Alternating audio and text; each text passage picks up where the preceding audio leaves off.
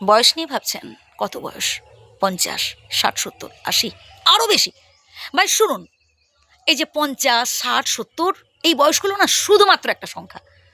যত বেশি আসলে আপনি নিজেকে স্ট্রং রাখতে পারবেন, ইয়াং রাখতে পারবেন, তত বেশি আপনি সারা জীবন যুবক থাকতে পারবেন। আপনি আপনার পরিবারের কর্তা, আপনার কথাই হবে শেষ কথা।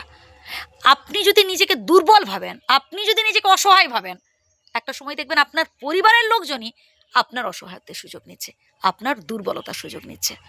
তাই নিজেকে স্ট্রং রাখুন, নিজেকে গুরুত্ব দিতে হবে। আপনারও একটা পছন্দ অপছন্দ আছে, আপনারও একটা ভালো লাগা না লাগা আছে। আপনি যদি ছোটোখাটো কোনো সিদ্ধান্ত নিতে গিয়েই অপরের ওপর ছেড়ে দেন, এই তোরা যেটা সিদ্ধান্ত নিবি তাতেই আমি রাজি, না ভাই এটা করতে যাবেন না। তাহলে পরবর্তীকালে দেখবেন তারা কোনো গুরুত্বপূর্ণ সিদ্ধান্ত নিতে গিয়েও আর আপনাকে পাত্তা দিচ্ছে না। নিজেকে স্ট্রং রাখতে হবে। কেন অসহায় ভাবছেন বলুন তো? একটা ছোট্ট উদাহরণ দিই। দেখবেন এলাকায় বা পাড়ায় যখন কোনো রকম কোনো গণ্ডগোল হয়, তখন দেখবেন একটা মিটিং ডাকা হয়, সভা ডাকা হয়, আর সেখানে বয়স্ক মানুষদের বেশি ডাকা হয়। আচ্ছা বলুন তো কেন ডাকা হয়?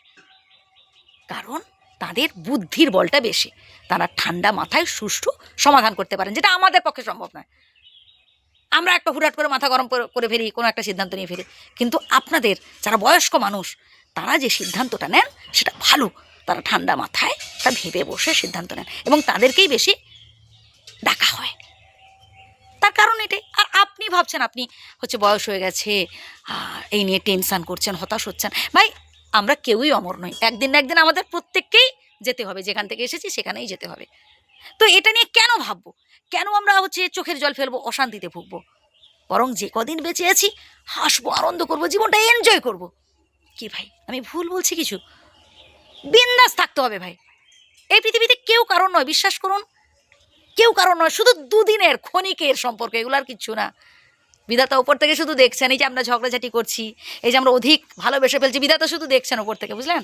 আসল লাটাই তো তার কাছে। আর মানুষকে বেশি বিশ্বাস করে ফেলবেন না, তাহলে ঠকবেন। বাবা তুই আমাকে ছেড়ে যাস না, বাবা তুই আমার সহায় সম্বল, তুই যদি আমাকে ছেড়ে চলে যাস তাহলে আমি সব কিছু অন্ধকার দেখবো, ব্যাস হয়ে গেছে।